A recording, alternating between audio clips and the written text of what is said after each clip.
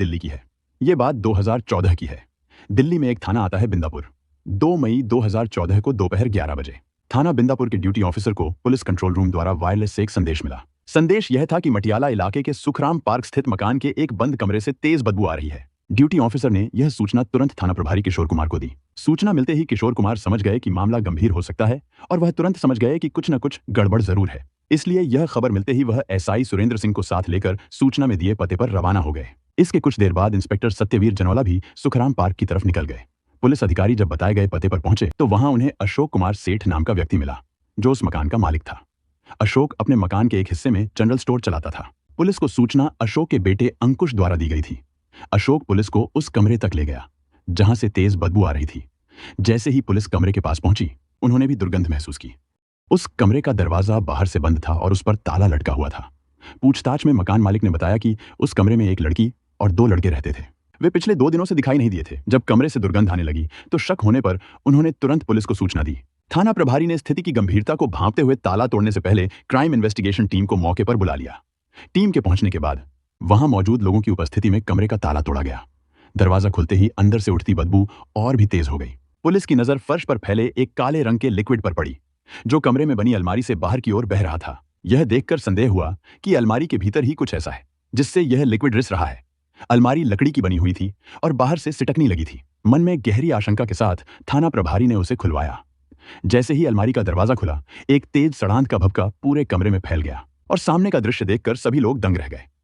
अलमारी के बीच वाले हिस्से में एक युवती की लाश रखी हुई थी। लाश को देखते ही मकान मालिक अशोक कुमार ने पहचान करते हुए बताया कि यह उसी लड़की की लाश है जो इस कमरे में किराए पर रहती थी। उसने लड़की का नाम कियारा पार्कर बताया। क्राइम इन्वेस्टिगेशन टीम द्वारा आवश्यक फोरेंसिक जांच पूरी करने के बाद थाना प्रभारी किशोर कुमार ने अलमारी से लाश को बाहर निकलवाकर उसका निरीक्षण किया। लाश पूरी तरह सड़ी गली अवस्था में थी, जिससे स्पष्ट संकेत मिल रहे थे कि हत्या कई दिन पहले की गई थी। शव पर किसी तरह के घाव के निशान नहीं पाए गए, जिससे पुलिस ने प्रारंभिक रूप से यह अनुमान लगाया कि युवती की हत्या या तो गला दबाकर की गई होगी या फिर उसे कोई जहरीला पदार्थ दिया गया होगा। मकान मालिक अशोक कुमार द्वारा पहले ही पहचान कर दी गई थी कि यह शव 19 वर्षीय कियारा पार्कर का है, जो उसी कमरे में किराए पर रह रही थी। इसके आधार पर पुलिस ने मौके पर पंचनामा की कार्यवाही पूरी की और फिर शव को पोस्टमार्टम के लिए दीनदयाल उपाध्याय अस्पताल हरिनगर भिजवा दिया। यह कार्रवाई पूरी करने के बाद पुलिस ने मकान मालिक अशोक कुमार से आगे बात की। अशोक ने बताया कि जब कियारा ने यह कमरा किराए पर लिया था, तब उसने अपनी आधार कार्ड की एक फोटोकॉपी जमा कराई थी। वह फोटोकॉपी अशोक ने अपने कमरे से निकालकर थाना प्रभारी को सौंप दी। आधार कार्ड की उस प्रति पर कियारा का पता गुड़गांव हरियाणा दर्ज था। साथ ही अशोक ने यह भी बताया कि कियारा के साथ 2 लड़के रहते थे, जिनके नाम गुलफाम और रफीक थे। दोनों की उम्र लगभग 19 वर्ष के आसपास बताई गई। अशोक से जानकारी लेने के बाद पुलिस ने कमरे की गहन तलाशी ली। तलाशी के दौरान उन्हें एक छोटी पॉकेट डायरी मिली, जिसमें गुलफाम और रफीक के मोबाइल नंबर दर्ज थे। थाना प्रभारी ने मौके पर ही उन दोनों नंबरों पर कॉल करने की कोशिश की, लेकिन दोनों ही नंबर बंद पाए गए। घटनास्थल पर की गई कार्रवाई को समाप्त करने के बाद पुलिस थाने लौट आई और अज्ञात लोगों के खिलाफ हत्या कर शव छिपाने का मामला दर्ज कर लिया। थाना प्रभारी किशोर कुमार ने लड़की की लाश बरामद करने की जानकारी डीसीपी सुमन गोयल को भी दे दी। डीसीपी सुमन गोयल ने हत्या के इस जटिल मामले को सुलझाने के लिए थाना प्रभारी किशोर कुमार की देखरेख में एक विशेष पुलिस टीम गठित की। पुलिस ने मृतक युवती की पहचान पहले ही कर ली थी और यह संभावना जताई थी कि युवती के साथ रहने वाले लड़कों गुलफाम और रफीक ने ही उसकी हत्या की होगी।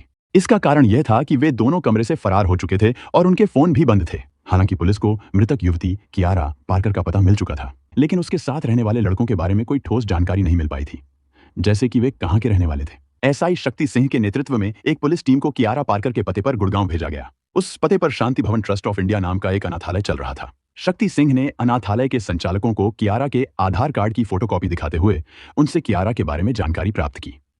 फोटोकॉपी को देखते ही संचालकों ने बताया कि कियारा पार्कर इस अनाथालय में रहती थी, लेकिन अब वह यहां से जा चुकी है। उनका कहना था कि कियारा का चाल चलन अच्छा नहीं था, इसलिए उन्होंने उसे आगरा भेज दिया था।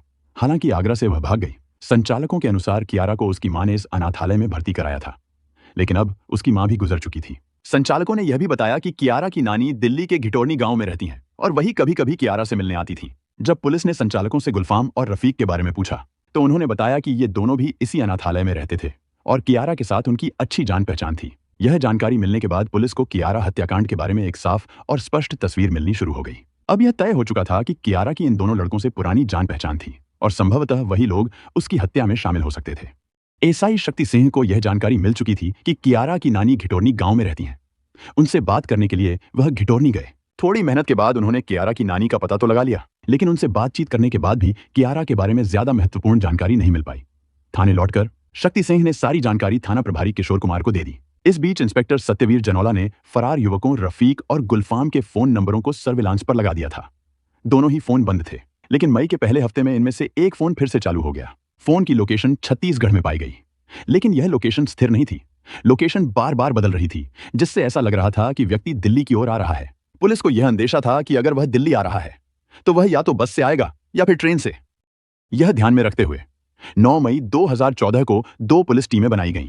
एक team Hazrat Nizamuddin railway station पर तैनात की गई और दूसरी टीम सराय काले खां अंतर्राज्यीय बस टर्मिनल पर लगाई गई, क्योंकि दोनों स्थान छत्तीसगढ़ से आने वाली बसों और ट्रेनों के प्रमुख मार्ग थे। सुखराम पार्क में रहने वाले अशोक कुमार सेठ और उनके बेटे अंकुश को रफीक और गुलफाम दोनों को पहचानने का कारण था, इसलिए पुलिस ने उन्हें भी अपने साथ ले लिया था। इस बीच एक पुलिस टीम सर्विलांस के जरिए संदिग्ध फोन नंबर पर नजर रखे हुए थी। सर्विलांस टीम को जो नई जानकारी मिल रही थी उसे वह दोनों पुलिस टीमों के साथ शेयर कर रही थी। इसी जानकारी के आधार पर पुलिस ने रफीक और गुलफाम को हजरत निजामुद्दीन रेलवे स्टेशन से हिरासत में ले लिया। जब यह पुष्टि हो गई कि वे वहीं पहुंचने वाले थे, अब पुलिस के पास दोनों संदिग्धों को पूछताछ के लिए पकड़ने का मौका था और हत्या के मामले को सुलझाने की दिशा में महत्वपूर्ण कदम बढ़ चुका था। थाने लाकर रफीक और गुलफाम से कियारा पारकर की हत्या के बारे में पूछताछ की गई तो उन्होंने बड़ी आसानी से अपनी अपराध की बात स्वीकार कर ली। दोनों ने जो कहानी बताई वह इस प्रकार थी। कियारा दिल्ली के रहने वाले विनोद कुमार की बेटी थी। विनोद कुमार एक प्राइवेट कंपनी में काम करता था। उसकी पत्नी रेखा को कैंसर था और उनके 2 बेटियां और एक बेटा था, जिसमें कियारा दूसरे नंबर की थी। कियारा की मां रेखा का इलाज काफी समय तक चला, लेकिन वह ठीक नहीं हो सकी। एक दिन डॉक्टरों ने विनोद को बता दिया कि रेखा का कैंसर अब आखिरी स्टेज पर है और उसका बचना संभव नहीं है। इस खबर को सुनने के बाद विनोद ने अपनी पत्नी की तीमारदारी में कोई खास दिलचस्पी नहीं दिखाई और उसकी देखभाल करना बंद कर दिया। बताया जाता है कि इस समय विनोद का किसी महिला के साथ चक्कर चल रहा था।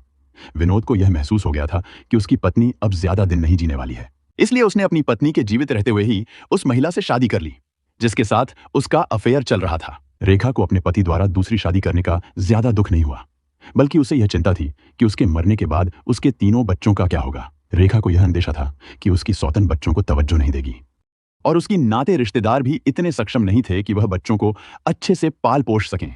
बच्चों के भविष्य के बारे में विचार करते हुए रेखा ने अपने मिलने वालों से सलाह ली। उन्होंने रेखा को सुझाव दिया कि वह बच्चों को किसी अनाथालय में भर्ती करवा दे। इसी दौरान विनोद ने रेखा और बच्चों को दिल्ली में छोड़कर अपनी दूसरी पत्नी के साथ मुंबई चला गया और कभी वापस नहीं लौटा। पति द्वारा बच्चों को बेसहारा छोड़ जाने का रेखा को बहुत दुख हुआ। इसके बाद रेखा अपने बच्चों के साथ दक्षिणी दिल्ली के घिटोरनी गांव में रहने वाली अपनी मां के पास चली गई। रेखा की इच्छा थी कि उसके मरने के बाद उसके बच्चे दर दर की ठोकरें न खाएं, इसलिए उसने तीनों बच्चों को गुड़गांव के सेक्टर 10 स्थित शांति भवन ट्रस्ट ऑफ इंडिया नामक अनाथालय में भर्ती करवा दिया। कियारा का घर का नाम कल्पना था, लेकिन अनाथालय में उसे कियारा पारकर के नाम से जाना गया। कुछ समय बाद रेखा की मृत्यु हो गई और यह घटना लगभग 8 साल पहले की थी, जब कियारा करीब 10 साल की थी। रेखा की मौत के बाद अनाथालय में कियारा और उसके दोनों भाई बहनों की परवरिश की गई और वहीं उनकी पढ़ाई भी जारी रही। कियारा का स्वभाव थोड़ी चंचल था। जब वह जवान हुई तो अनाथालय में रहने वाले कई लड़कों से उसकी दोस्ती हो गई। आमतौर पर यह देखा जाता है कि जब जवान लड़के और लड़कियां जो एक दूसरे के सगे संबंधी न हों तो उनकी दोस्ती लंबे समय तक पाक साफ नहीं रहती। अक्सर वे एकांत में मिलने पर खुद पर संयम नहीं रख पाते और धीरे धीरे उनके बीच शारीरिक संबंध स्थापित हो जाते हैं। यही कुछ कियारा के साथ भी हुआ। अनाथालय में रहते हुए कियारा के एक नजदीकी दोस्त के साथ अवैध संबंध बन गए। वह काफी समय तक मौज मस्ती करती रही और इसी दौरान उसने अपने और भी कई दोस्तों के साथ नाजायज ताल्लुकात बना लिए। इसके बाद अनाथालय के अन्य लड़के भी कियारा के नजदीक आने की कोशिश करने लगे। अवैध संबंधों को छिपाने के लिए कोई कितनी भी सावधानी क्यों न बरते, आखिरकार एक न एक दिन उनकी पोल खुल ही जाती है। कियारा के संबंधों की जानकारी अनाथालय के संचालकों तक पहुंच गई। संचालकों ने कियारा को बहुत समझाया और उसकी आदतें बदलने की कोशिश की, लेकिन कियारा ने अपनी आदत नहीं बदली। यह उनके लिए एक बड़ी चिंता की बात बन गई। उन्हें डर था कि कियारा की देखा देखी अनाथालय के अन्य बच्चे भी बिगड़ सकते हैं। काफी सोचने के बाद अनाथालय के संचालकों ने कियारा को किसी और जगह भेजने का फैसला किया। करीब 1 साल पहले उन्होंने कियारा को पढ़ाई के लिए आगरा भेज दिया, जहां वह एक हॉस्टल में रहकर पढ़ाई करने लगी। हालांकि कियारा का जीवन पहले ही कुछ मुश्किलों में उलझ चुका था। आगरा में रहते हुए उसकी मुलाकात एक लड़के रोहित से हुई और दोनों के बीच रिश्ते बन गए। रोहित का एक दोस्त विवेक था जो दिल्ली में रहता था और अक्सर आगरा आता जाता रहता था। कियारा ने विवेक से भी संपर्क किया और उसकी जिंदगी में भी कुछ बदलाव आ गए। कुछ समय बाद कियारा को एहसास हुआ कि वह गर्भवती हो गई है। जब उसने रोहित से इस बारे में बात की तो वह घबराया हुआ था। कियारा ने रोहित से शादी करने का प्रस्ताव दिया, लेकिन उसने इस जिम्मेदारी से मुंह मोड़ लिया। इस समय कियारा के पेट में लगभग 2 महीने का गर्भ था, जब कियारा ने देखा कि उसके पास कोई सहारा नहीं है तो उसने गर्भ को समाप्त करने का फैसला किया। कियारा का एक दोस्त था रफीक, जो पहले उसी अनाथालय में था जहां कियारा भी रहती थी। जब रफीक ने अनाथालय छोड़ा तो उसने गुड़गांव में एक साउथ इंडियन होटल में नौकरी शुरू की और कादीपुर गांव में एक कमरा किराए पर ले लिया। कियारा को किसी तरह रफीक के बारे में जानकारी मिली और वह होली से पहले आगरा से भागकर गुड़गांव आ गई। वह रफीक के होटल पर पहुंची, जहां उसे देख रफीक बहुत खुश हुआ। कियारा ने उसे अपनी मुश्किलें बताईं। कियारा ने कुछ दिन आराम करने के लिए रफीक से मदद मांगी और रफीक, जो उसे अपनी मुंहबोली बहन मानता था, उसने उसे पूरा समर्थन दिया। रफीक ने उसे अपने कमरे पर बुलाया और वह वहां रहने लगी। जब रफीक काम पर जाता तो कियारा घर पर ही रहती थी। गुड़गांव के अनाथालय में कियारा का एक और दोस्त था, गुलफाम। गुलफाम उत्तर प्रदेश के मेरठ का रहने वाला था। जब वह सिर्फ 4 साल का था तब उसके पिता का निधन हो गया।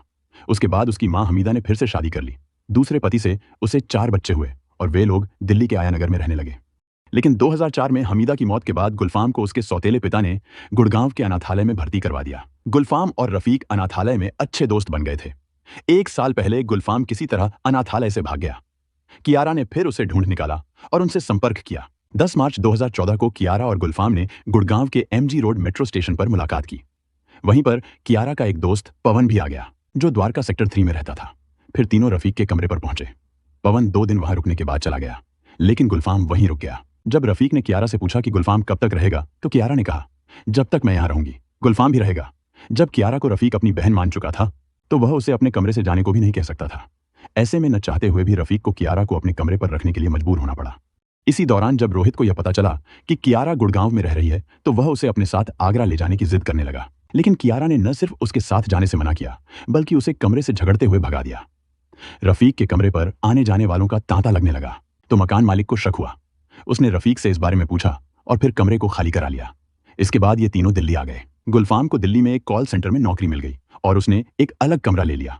वहीं कियारा ने दक्षिण पश्चिम दिल्ली के थाना बिंदापुर के सुखराम पार्क में अशोक कुमार सेठ के यहाँ 3000 रुपए महीना किराए पर एक कमरा ले लिया। मकान मालिक से रफीक को उसने अपना भाई बताया था। यह सब 4 अप्रैल 2014 को हुआ था। कुछ दिन बाद कियारा को उत्तम नगर स्थित एक फोन कंपनी के शोरूम में नौकरी मिल गई। कुछ समय बाद गुलफाम भी कियारा के पास आने लगा। चूंकि कियारा और गुलफाम के बीच पहले से ही नाजायज संबंध थे, कियारा उसे छोड़ना नहीं चाहती थी। लेकिन ऐसा नहीं था कि कियारा के संबंध केवल गुलफाम से ही थे। उसने पड़ोस में रहने वाले एक और युवक से भी अवैध संबंध बना लिए थे।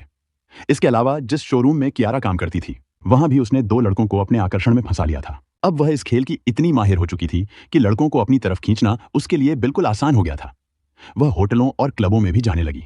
कियारा के लिए यह सिर्फ एक शौक नहीं था, बल्कि वह बदले में उन लड़कों से अपनी जरूरत की चीजें और पैसे भी ले लेती थी। देर रात को शराब के नशे में कमरे पर लौटना उसकी आदत बन चुकी थी। रफीक और गुलफाम को यह सब पता चल चुका था कि कियारा अब होटलों और क्लबों में भी जाने लगी है। उन्होंने उसे समझाया और कहा कि वह जल्दी कमरे पर वापस आ जाए, लेकिन कियारा ने उन्हें जवाब दिया कि उसकी निजी जिंदगी में कोई दखल न दे। कियारा ने अपनी बात पर अड़े रहते हुए कहा कि वह अलग कमरा नहीं लेगी और वही रहेगा। जब रफीक ने उसे समझाने की कोशिश की और कहा कि वे ही उसकी मदद कर रहे हैं तो कियारा ने उन्हें धमकी दे दी कि वह उनके खिलाफ मामला दर्ज करवा सकती है। रफीक को यह बात बहुत बुरी लगी, क्योंकि उसने कियारा को सहारा दिया था जब वह परेशान थी और अब वही उसे धमकाने की कोशिश कर रही थी।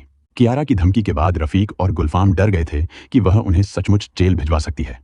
इस वजह से वे उसे अपने कमरे से निकाल नहीं सके, भले ही वे चाहते थे। एक दिन जब ये दोनों दोस्त किसी काम से उत्तम नगर गए हुए थे, कियारा घर पर अकेली रह गई थी। जब वे लौटे तो उन्होंने देखा कि कमरे का दरवाजा अंदर से बंद था। गुलफाम ने दरवाजे पर जोर से धक्के दिए और फिर सिटकनी खुल गई। अंदर जाकर उन्हें देखा कि कियारा और एक युवक अपने अपने कपड़े पहन रहे थे। यह देखकर रफीक और गुलफाम चौंक गए। जब कियारा ने उन्हें देखा तो उसने उन्हें जमकर फटकार भी लगाई। रफीक और गुलफाम के लिए कियारा गले की एक ऐसी हड्डी बन चुकी थी जिसे न तो वे निगल सकते थे और न ही उगल सकते थे। उनकी समझ में नहीं आ रहा था कि उससे कैसे निजात पाएं। दोनों ही उससे निजात पाने के उपाय खोजने लगे। काफी सोच विचार के बाद उन्होंने उसका काम तमाम करने का फैसला कर लिया। 30 अप्रैल को आधी रात के करीब कियारा नशे की हालत में कमरे पर लौटी। थोड़ी देर बाद ही वह सो गई। तभी रात 2:15 बजे के करीब उन दोनों ने कियारा की गला घोंटकर हत्या कर दी। रफीक और गुलफाम ने उसकी हत्या तो कर दी थी, लेकिन अब उन्हें लाश को ठिकाने लगाने की समस्या आ पड़ी थी। लाश को घर से बाहर ले जाने की उनकी हिम्मत नहीं हो रही थी। तभी उन्हें कमरे की दीवार में बनी अलमारी का ख्याल आया। जब उन्होंने अलमारी खोली तो देखा कि बीच में एक बड़ा सा खाली हिस्सा था जिसमें आसानी से लाश को रखा जा सकता था। रफीक और गुलफाम ने बड़ी चतुराई से कियारा की लाश को अलमारी में छिपाकर दिल्ली छोड़ दिया, लेकिन उन्हें यह अंदाजा नहीं था कि पुलिस उनकी तलाश में इतनी जल्दी पहुंच जाएगी। छत्तीसगढ़ में कुछ दिन बिताने के बाद दिल्ली लौटते समय उनका पीछा करते हुए पुलिस ने उन्हें पकड़ लिया। पुलिस ने रफीक और गुलफाम को हत्या और सबूतों को छिपाने के आरोप में गिरफ्तार कर लिया। उनके खिलाफ आईपीसी की धारा 302 हत्या और 201 सबूतों को नष्ट करना के तहत मामला दर्ज किया गया।